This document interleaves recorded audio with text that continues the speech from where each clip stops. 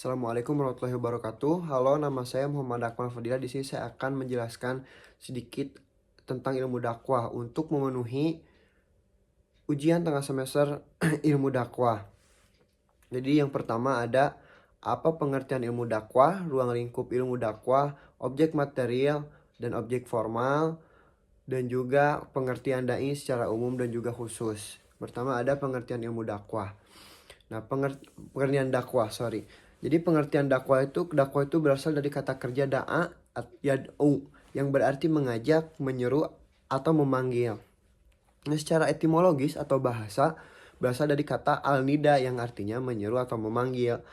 Menurut istilah atau terminologis, mengajak manusia kepada kebaikan dan petunjuk Allah Subhanahu wa taala. Terus menyuruh kepada kebiasaan yang baik dan melarang kebiasaan yang tidak baik supaya mendapat keberuntungan tentunya di dunia maupun di akhirat. Nah, terus ada ruang lingkup dakwah, ada apa aja sih? Ruang lingkup dakwah itu ada 3 unsur pokok di ruang lingkup dakwah. Yang pertama ada al-taujih, yaitu memberikan tuntunan dan pedoman serta jalan hidup mana yang harus dijalani oleh manusia dan jalan mana yang harus dihindari. Yang kedua ada al-taghyir, yaitu mengubah dan memperbaiki keadaan seseorang atau masyarakat kepada suasana hidup yang baru dan didasarkan dengan nilai-nilai Islam. Yang ketiga ada al-raja, yaitu memberikan penghargaan dan sesuatu nilai agama yang disampaikan dakwah maupun menunjukkan nilai apa yang terkandung dalam suatu perintah agama sehingga dirasakan sebagai kebutuhan pokok dalam kehidupan bermasyarakat.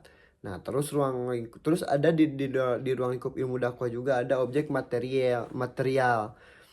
Nah, objek material ilmu dakwah adalah ajaran pokok agama Islam atau Al-Quran dan Al-Sunnah serta memanifestasikannya dalam semua aspek kehidupan umat Islam dalam sejarah Islam tentunya. Nah, terus ada objek formal. Apa itu objek formal? Objek formal adalah sudut pandang tertentu yang dikaji dalam disiplin utama ilmu dakwah. Nah, yang pertama ada irsyad itu jurusan BKI, tablik itu jurusan KPI, tadbir itu jurusan MD, tahwir atau tamkin itu jurusan PMI, dan hubungan masyarakat ada di alaqot amah.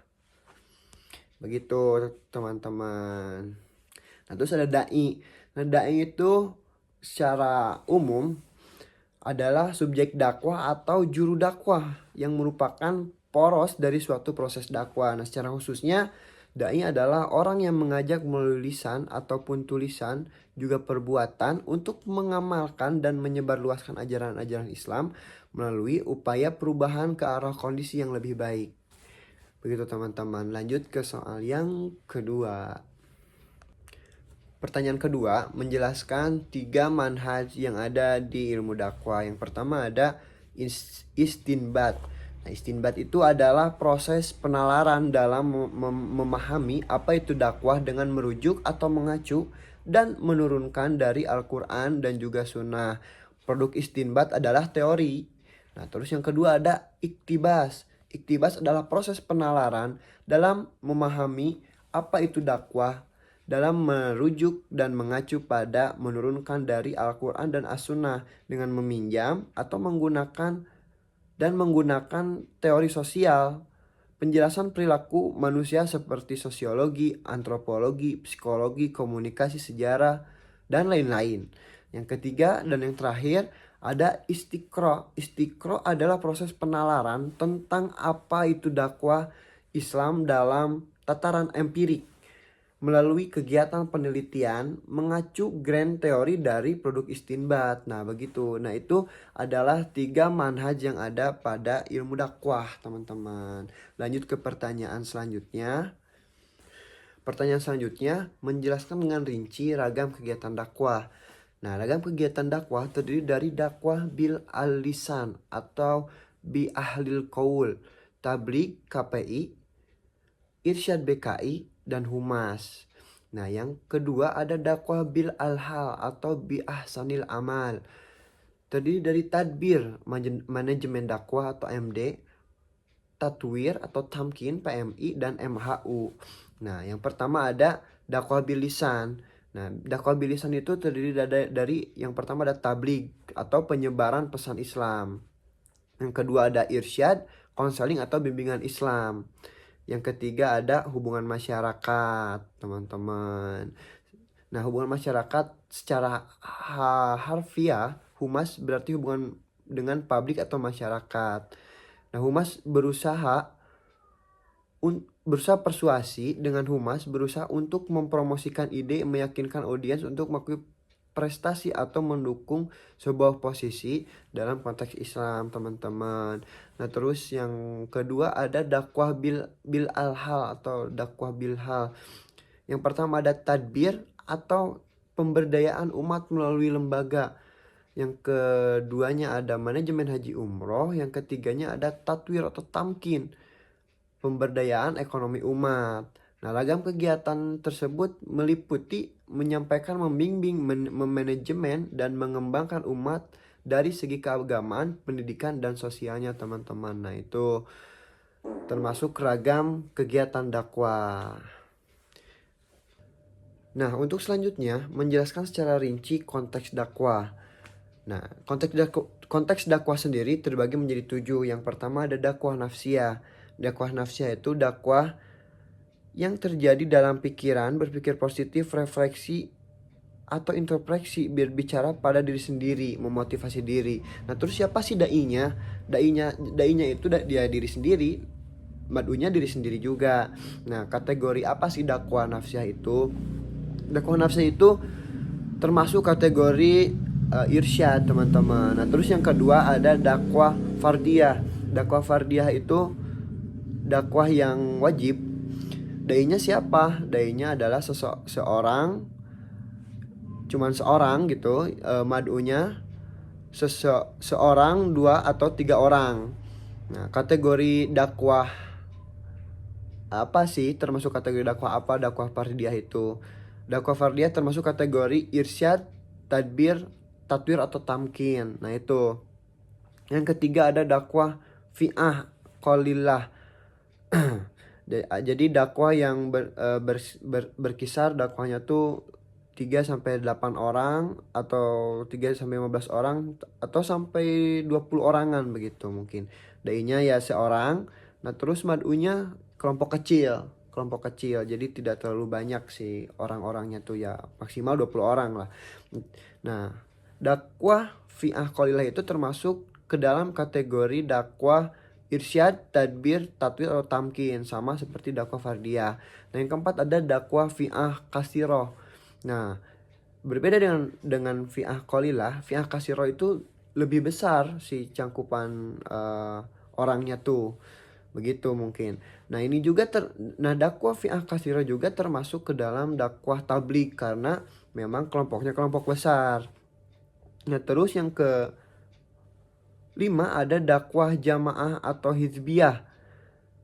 Nah, ini tuh dai-nya siapa sih? Dai-nya tuh seorang kelompok. Nah, terus mad'unya siapa? Kelompok atau jamaah organisasi Islam, begitu teman-teman. Nah, kategori dakwah apa sih yang termasuk kategori dakwah apa? Nah, jadi dakwah jamaah atau hizbiyah itu termasuk ke kategori irsyad, tabligh, tadbir, tatwir ataupun tamkin, begitu. Yang keenam ada dakwah ummah. Dakwah ummah itu dai-nya tuh cuman seorang, terus mad'unya tuh khalayak atau publik, begitu mungkin. Nah, terus kategori dakwah ummah itu termasuk kategori tabligh, teman-teman. Nah, yang terakhir yang ketujuh ada dakwah su'ubiyah. Su'ubiyah Qabailiyah atau dakwah antar suku bangsa, dakwah antar budaya. Nah, begitu mungkin. Dai-nya siapa? Seorang kelompok. Mad'unya siapa? 2, 3, 4, 5 dan 6 mungkin. Suatu suku, antar budaya atau antar bangsa begitu mungkin. Nah, termasuk kategori apa sih dakwah tersebut? Nah, jika dai dan mad'u berbeda budaya, itu termasuk kategori insyad, tadbir, tatwir, dan tamkin, teman-teman. Mungkin langsung ke pertanyaan soal selanjutnya. Oke, selanjutnya ada soal membacakan surat Al-Quran yang berkaitan dengan dakwah. Yang pertama ada surat An-Nahl ayat 125. A'udzu billahi minasyaitonir rajim. Bismillahirrahmanirrahim. Ud'u ila sabili rabbika bil hikmati wal mau'idatil hasanah wajadilhum billati hiya ahsan. Inna rabbaka huwa a'lamu bima dola'an sabilihi wa huwa a'lamu bil muhtadin. Selanjutnya ada Quran surat Al-Imran ayat 104. Bismillahirrahmanirrahim. Waltakum minkum ummatun yad'una ilal khairi wa ya'muruna bil ma'ruf wa yanhauna 'anil munkar wa ulaika humul muflihun. Selanjutnya ada Quran surat Al-Imran ayat 110. Bismillahirrahmanirrahim. Kuntum khaira ummatin ukhrijat linnasi ta'muruna bil ma'rufi wa tanhauna 'anil munkari wa tu'minuna billah. Walau amana ahlul kitabi lakana khairan lahum minhumul mu'minuna wa aktsarahumul fasiqun. Selanjutnya ada Quran surat Fussilat ayat 33. Bismillahirrahmanirrahim. Wa man ahsanu qawlan mimman da'a ilallahi wa amila salihan wa qala innani minal muslimin. Selanjutnya ada Quran surat Al-Baqarah ayat 221. Bismillahirrahmanirrahim.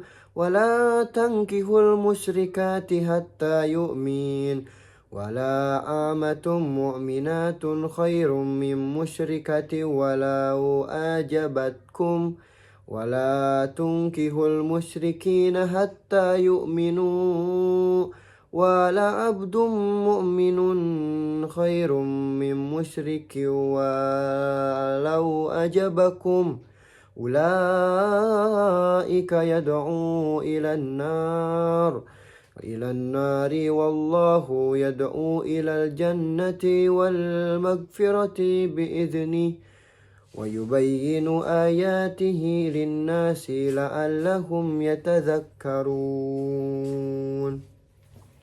Selanjutnya ada surat Al-Hijr ayat 94. Bismillahirrahmanirrahim. Fasda' bima tu'maru wa aridil anil musyrikin. Shadaqallahul azim. Sekian dari saya. Allahul muwafiq ila aqwamit thoriq. Wassalamualaikum warahmatullahi wabarakatuh.